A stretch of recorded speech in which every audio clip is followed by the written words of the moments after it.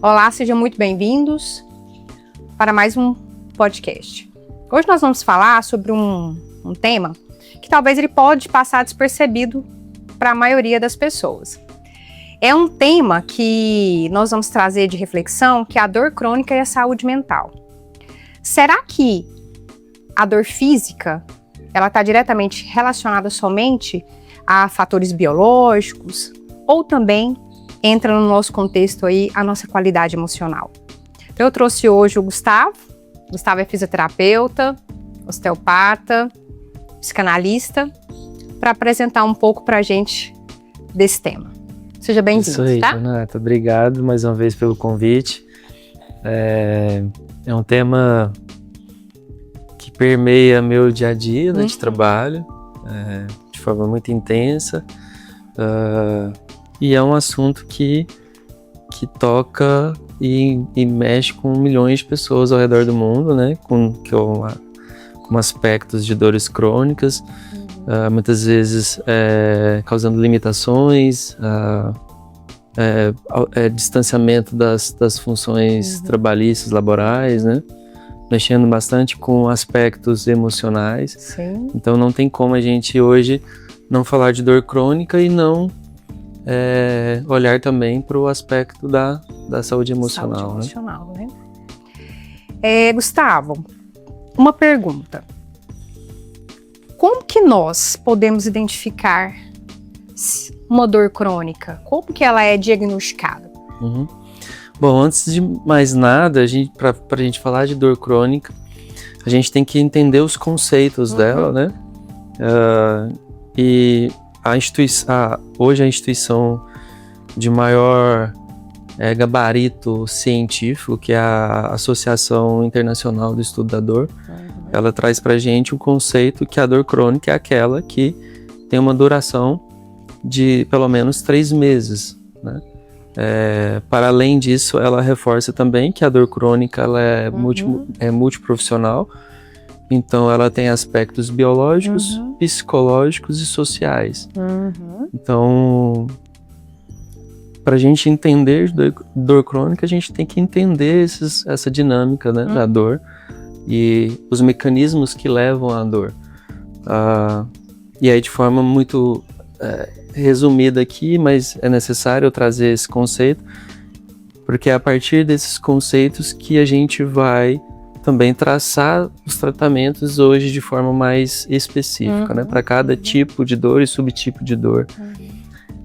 Que são a gente tem a dor que é a nociceptiva, para o pessoal entender, é aquela, um exemplo bem simples, que é aquela que a gente torce o tornozelo ali, e ali tem mecanismos fisiológicos e inflamatórios, então a gente tem química e processamento inflamatório que leva a gente perceber a dor.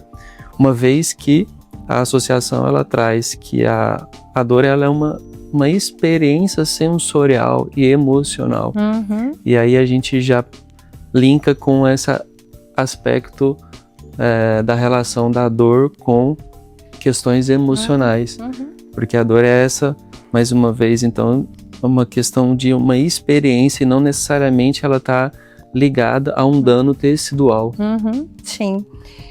E dizem, né, tem pesquisas que falam que 30% hoje da população, ela tem uma dor crônica, né? E uma dor crônica que não é diagnosticada, que não é levada em consideração. Às vezes uma dor no ombro, que vai gerando, né, aqueles gânglios de gatilho.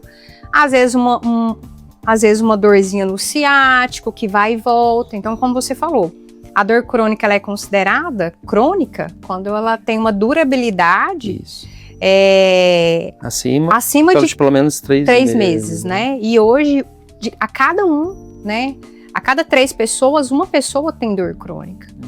E eu percebo hoje, até em consultório, que existe, né? E é uma somatização. Essa dor, em alguns casos, falando do meu caso da gestão das emoções, ela vai somatizando, né? Claro que tem a biológica, né? Tem a dor emocional, tem a dor que é aquela já diagnosticada como uma diabetes, por exemplo, uma fibromialgia, né? Que são dores que já são crônicas, persistentes, né? E que já existem ali, a pessoa tem que conviver com aquilo, né? Então, uma pergunta que eu te faço diante dessa reflexão: a dor crônica afeta mais mulheres? Não tem estudos trazendo essa correlação com sexo, né?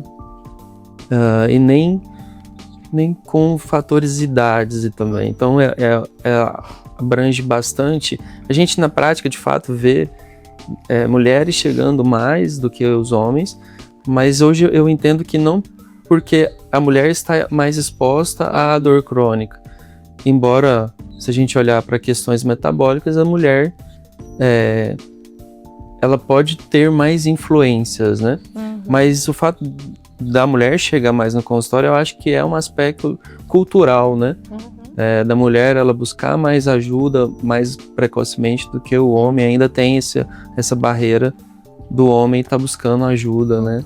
Mas a dificuldade, voltando um pouquinho à sua reflexão, acho que a dificuldade hoje que tem de diagnosticar a dor crônica nos centros de dor, nos centros de tratamento de dor, seja ela medicamentosa ou não, justamente pela falta de conhecimento desses conceitos de dor, né? Então, como eu estava te falando, tem a dor nociceptiva, que é aquela que a gente torce o pé ou que a gente coloca a mão na panela ali e queima, né? A gente tem uma dor neuropática, que é uma dor uma dor que tem um envolvimento do adoecimento do sistema nervoso em si. Sim. Como, por exemplo, você bem disse, uma diabetes, que ela pode levar a um pé diabético, ou uma neuropatia diabética. A gente tem a dor nociplástica, que é aquela que ela não tem uma lesão tecidual específica, mas é como se fosse o nosso cérebro ele tivesse bugado. Então, o processamento dos estímulos que a gente recebe, o cérebro não consegue processar e ele emite essa percepção e a sensação dolorosa. Existe também uma outra dor, que é da sensibilização central, que é aquela na qual a pessoa chega com dores difusas, está associada a uma fibromialgia, associada a uma síndrome miofascial. Então, ela não tem um caminho, ela é exacerbada, ela tem alodínia, que são a pessoa que tem uma sensibilidade muito grande ao frio, por exemplo, a um toque suave, ou seja, estímulos que não deveriam ser dolorosos e ela sente, entendeu?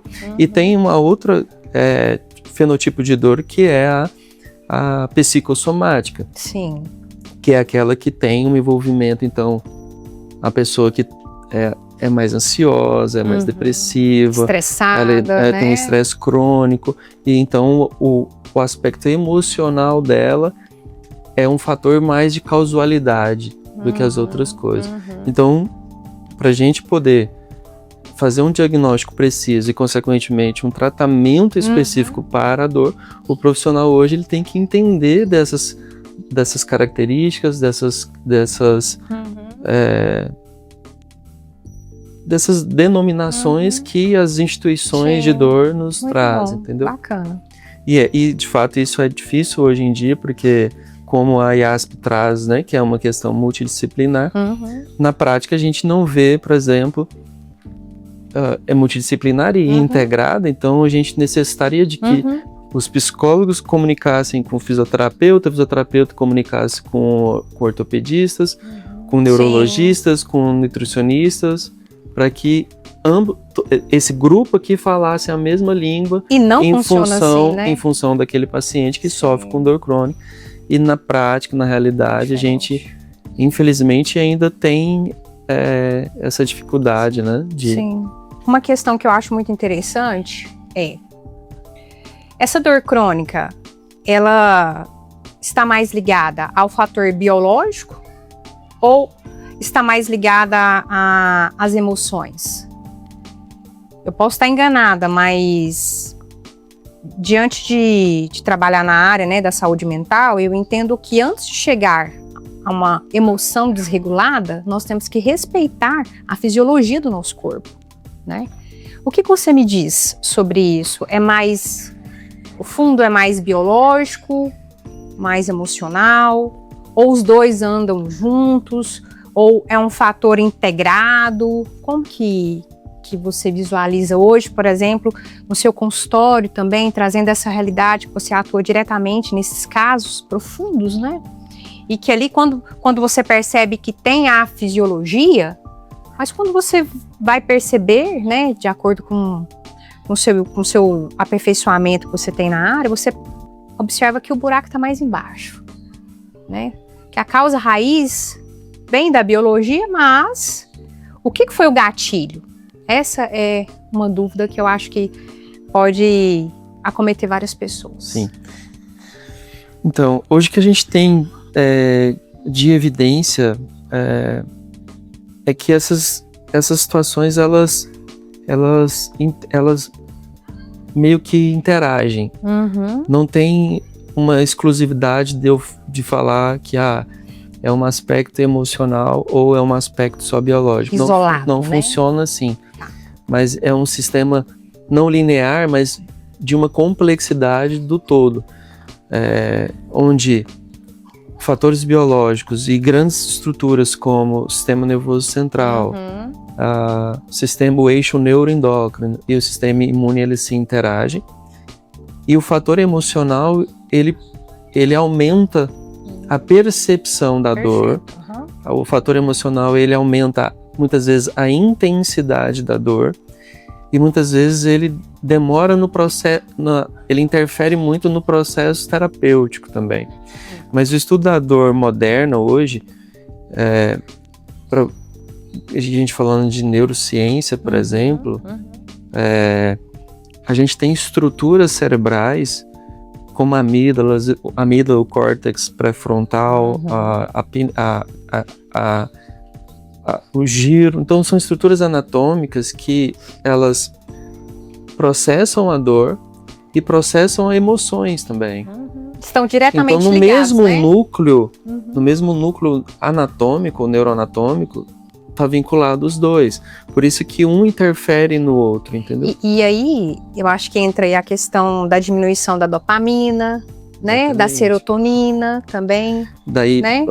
A gente falando então do eixo neuroendócrino, por exemplo, onde você tem o hipotálamo, a hipófise e a adrenal, onde a adrenal ela libera cortisol. Sim. E o cortisol é um modulador de dor.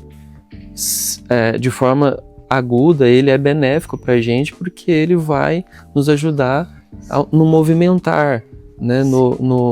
Na resposta imediata perante uma situação. Sim. Mas se mantido de forma crônica essa desregulação, por exemplo, do cortisol, isso aí pode gerar uma cascata inflamatória. E isso está diretamente ligado à emoção, uma vez que se você está no estresse crônico, por exemplo, no estado de ansiedade, esse eixo neuroendócrino ele vai estar sempre ativado, né? Então, por isso que pessoas que estão nessas situações emocionais têm sintomas físicos, uma hiperatividade muscular maior que leva a esses nódulos musculares, né? Você vai ter problemas muitas vezes gástricos, vai ter problemas intestinal. Então, veja que é o sistema biológico lidando com o emocional e ali gerando todo um circuito, muitas vezes vicioso, né? Que está levando a dor. Né? Pode falar. A gente, mas para outro aspecto, não só biológico, se a gente vai também para a psicanálise, lá atrás, lá com Freud, ele já falava que nas histéricas, né? Que a histeria daquela época, ela gerava uma somatização, né? Naquelas pacientes daquela época. Então, para a psicanálise, a gente traz a dor, ela também é mais um sintoma, né? Um sintoma, às vezes, de um sentimento reprimido, de um trauma não processado de uma forma equilibrada. Então tem questões psicológicas também do inconsciente que, se não olhado para esse aspecto também, a gente não consegue elaborar um processo terapêutico de forma mais adequada, porque muitas vezes, se você trata só o físico e o biológico, não vai ter tantos resultados duradouros, porque tem um inconsciente por trás ali falando, né? Sim. E hoje, trazendo aqui a sua atuação, como que você trataria os casos que eu acredito que, voltando aqui para o lado da gestão das emoções, após a pandemia, existem pessoas mais ansiosas, mais estressadas, né? O nível de depressão aumentou muito. Como que hoje o seu trabalho, né, como fisioterapeuta osteopata, pode contribuir na diminuição desse sofrimento, né? Porque a dor crônica, ela traz um sofrimento, ela traz um isolamento, ela traz baixa autoestima, uma qualidade de vida ruim, mal-estar.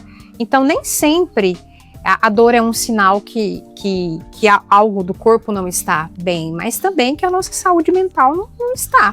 Né? Principalmente quando essas dores elas vêm associadas, por exemplo, eu passei por uma situação de estresse e depois dessa situação, nossa senhora, eu senti meu corpo latejar, né? Às vezes eu tive dores musculares. Então eu acredito que essa realidade hoje, dentro da nossa atualidade, que é uma atualidade de um mundo acelerado, de pessoas, né, que olham para o seu lado individual de uma forma maior, isolamento social, né, devido às internets da vida. E o que você me diz sobre isso? Assim, como que se trata, né? O que as pessoas podem buscar, né, para buscar uma qualidade de vida melhor? Bom, o modelo que a gente tem mais atual hoje é o modelo biopsicossocial, né? Então, essa passa por uma educação em dor, essa é fundamental, educar o paciente na dor, ou seja, qual tipo de dor ele está passando, o prognóstico, como vai transcorrer o processo dele, que é de suma importância ele entender os mecanismos para que ele compre a ideia, porque muitas vezes o paciente que chega para mim no consultório, ele chega muito perdido, né? Ele chega muito frustrado de tratamentos que não foi resolutivos. Então, essa frustração, ela já traz mais aspectos emocionais, né? Então, a educação em dor é a porta de entrada. Mas também a gente tem hoje o mindfulness, né? Que é meditação, né? Respiração, né? A mentalização para aspectos espirituais. Aí a gente traz aqui não conceitos religiosos, mas a gente nos conectar com coisas maiores, né? Isso aí já está bastante em evidência também, inclusive em congressos de dor, questão da espiritualidade, o processo de ajuda terapêutica. Tem uma técnica que chama conectar com o movimento da natureza, sabe? Então tem muito a ver com essa busca da qualidade, e até no nosso dia a dia, né, sendo ali bombardeados de informações, de estresse, de ansiedade, de incompreensões, a gente ter fugas como a meditação para Porque a meditação ou a mentalização, ela traz justamente o inverso disso aí. Enquanto o mundo está sempre olhando para tantas informações externas, essa terapia faz a gente olhar para a gente mesmo, né? A gente tirar um momento para reconectar com a gente mesmo e com algo maior. Então, o exercício físico, boa alimentação, ele é fundamental, né? A boa alimentação. Então, em mim, como fisioterapeuta que trabalha com dor, especializado em dor, cabe também fazer orientações a esse respeito, muitas vezes indicar para uma psicóloga, psicanalista, uma nutricionista, enfim. Mas em relação diretamente comigo no consultório, as especialidades que eu trabalho, ou as filosofias, as ferramentas, enfim, que eu atuo, é justamente no sentido de permitir que o corpo se autorregule. Né? Então a gente faz abordagens trabalhando bastante essa questão do sistema nervoso autonômico, que é ele que regula todas as funções corporais, então ele precisa estar de forma funcional para que ele consiga fluir, se autorregular e entender os estímulos que chegam. Eu falo assim, e na medicina integrativa também tem essa fala, que é o terreno biológico, né? E lá eu brinco muito que assim, não adianta você estar com uma casa suja, porque não vai funcionar. Então, você tem que limpar a casa. Sim. Como é que limpa a casa? Com o intestino saudável, menos inflamado, né? Com menos patógenos, ou seja, vírus, bactérias, fungos, parasitas, né? Que a gente tem muito contato com isso, e isso gera infecções e inflamações subclínicas. Então, de modo geral, a gente tem que limpar essa casa. Não adianta, muitas vezes, o paciente chega com uma lombalgia, por exemplo, e uma lombalgia, às vezes... Que é uma dor nas costas? Nas costas, uma dor lombar. E, às vezes, é uma dor que a pessoa carrega tem há 10 anos com ela. Então, assim, não é... E aí, por isso que é volta na importância de entender as mecânicas de dor para a gente entender o diagnóstico e qual tipo de dor que ele tem. Então, é um paciente que tem, às vezes, diabetes, tem alteração de pressão arterial, é poliqueixoso, é catastrófico, então ele é bem negativista, trazendo para as questões emocionais, ele é um paciente que já rodou em vários setores e não tem melhora. Então é um paciente muitas vezes de difícil manejo, que se eu olhar só para a lombar dele, não vai adiantar. Eu tenho que limpar esse terreno primeiro, né, como eu falei, permitindo que o sistema nervoso dele regule as coisas melhores. Sim. Então o sinal de alerta, que no caso é a dor, vai parar de disparar, entendeu? Sim, entendi.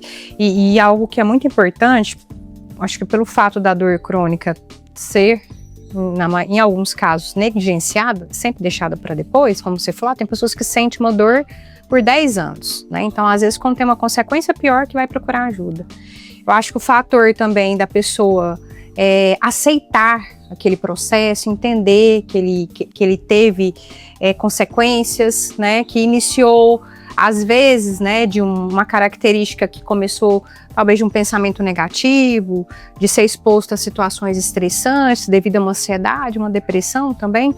Eu acho que é muito importante, porque as pessoas, hoje o estudo da psicologia da dor, né, dentro dessa questão, se ela desencadeia ou contribui, não tem estudo sobre isso, Gustavo, né? Então, realmente, eu entendo que o fator emocional da saúde mental é algo que estende, né? Mas, no meu olhar da psicologia, o gatilho fica na raiz. Na raiz o quê? Dos nossos pensamentos, da forma que a gente interage com nós mesmos, de lidar com a nossa criança interior adoecida ou não.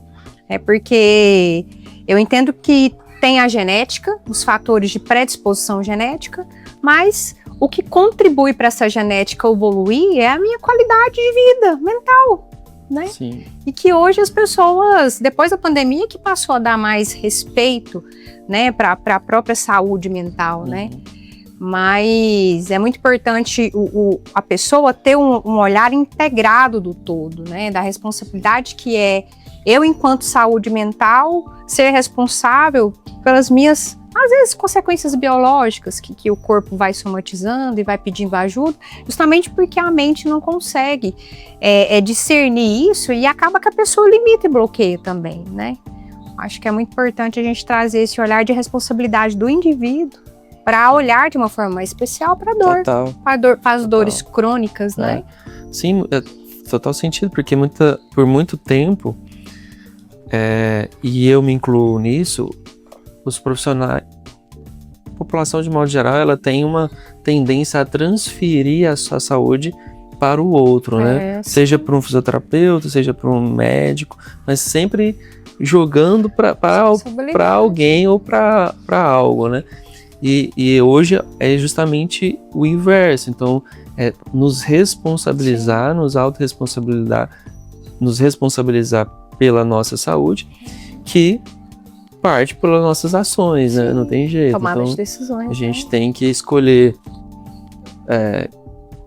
tentar ter uma saúde emocional diante de um mundo complexo que a gente está.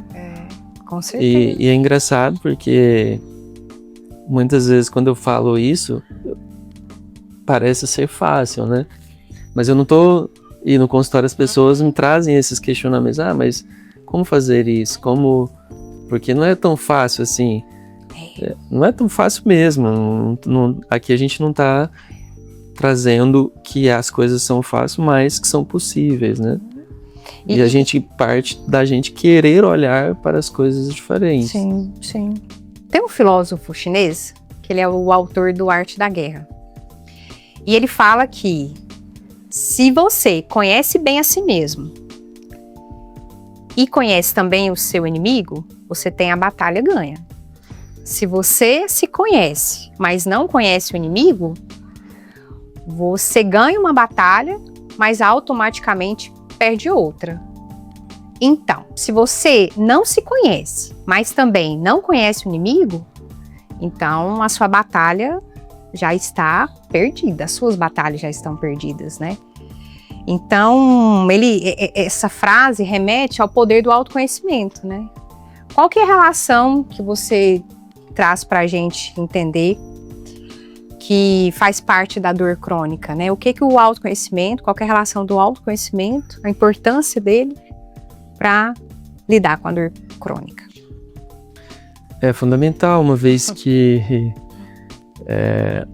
a dor é uma linguagem corporal, né? Sim. É uma expressão, muitas vezes, de experiências difíceis que não foram elaboradas e processadas no aspecto psicológico.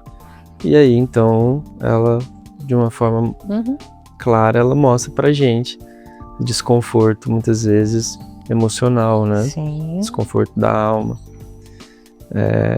Então, um estresse crônico pode alterar o eixo hipotálamo, né? Hipófise adrenal, assim como a ansiedade pode... a ansiedade, o estresse, a irritabilidade, ela pode alterar também o sistema autonômico, né? Assim como uma pessoa negativa, catastrófica, ela deprimida, ela pode aumentar e muito a percepção de dor, a intensidade de dor. Então, nos entender nos coloca numa posição um pouco mais na frente. Nos conhecer, né? Saber quem sou eu, né? Conhecer os nossos gatilhos, conhecer as nossas limitações. E aceitarmos como a gente é, muitas vezes, é importante também. E assim, o que eu acho muito importante falar também, que o autoconhecimento, ele tá muito ligado, acho que à compreensão da dor crônica, no saber quem eu sou, né, entender os meus porquês, trazer com seriedade as minhas dores, as minhas angústias, né, os meus traumas, né, interiores, e diante disso, você tem uma capacidade de lidar melhor ali com aquele sofrimento, né, porque entendendo que mente sã, corpo são, né, a gente tem aí uma predisposição, né? Então, você saber quem é você, saber o que te faz feliz, o que não faz. É como se fosse uma autoestrada, né? Se você sabe o caminho que você quer seguir, você vai pegar uma autoestrada e vai. Agora, se você não sabe sobre você, todos os caminhos levam ao quê? A nada. Então, a gente tem que nos conhecer para a gente entrar nessa rodovia, na autoestrada da vida e ter coragem de enfrentar nós mesmos, conseguir chegar no destino final, né? E ter coragem de nos enfrentar, porque o meu maior inimigo sou eu, né? Então a gente vive aí numa vertente de que será que ser feliz é verdade? Será que funciona? Será que a felicidade, ela é desse mundo, digamos assim? Talvez sim, talvez não. Isso é muito relativo, mas a importância de se permitir que nós precisamos ter uma qualidade de vida melhor, né? Saber lidar aí com o que nos magoa, nos aflige, né? Que aquelas flechas que vêm, né, para ter equilíbrio, para nos trazer um equilíbrio, né, social, nas nossas relações de trabalho, emocional. Então, o meu maior inimigo é eu. Sim, né? então é isso. Acho que o gatilho, a questão da gente não se conhecer, a gente tá nesse lugar do desconhecido, né? Da gente não saber para onde a gente está indo e para onde a gente chegar. E esse desconhecido, ele traz ainda mais ansiedade, mais angústia, mais sofrimento, porque a gente passa a não seguir a vida com o nosso autocontrole, né?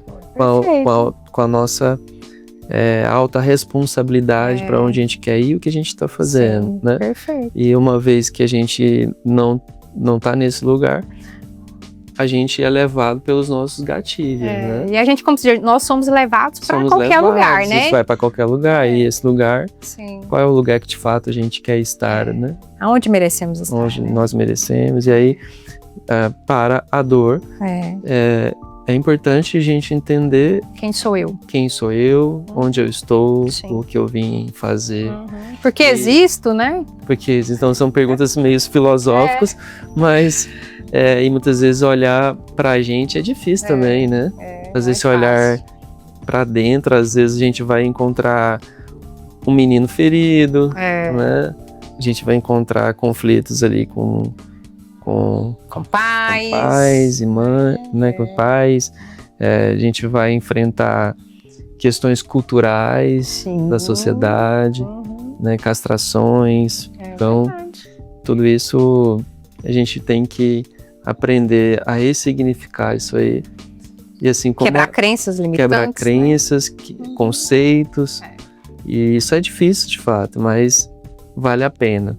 Assim como a dor, vale a pena a gente olhar... Entender melhor, né? Com carinho, a gente olhar de forma integral, sabendo tudo isso, porque aí, então, a gente tem um caminho a seguir para o tratamento da dor crônica. Sim, tá bom.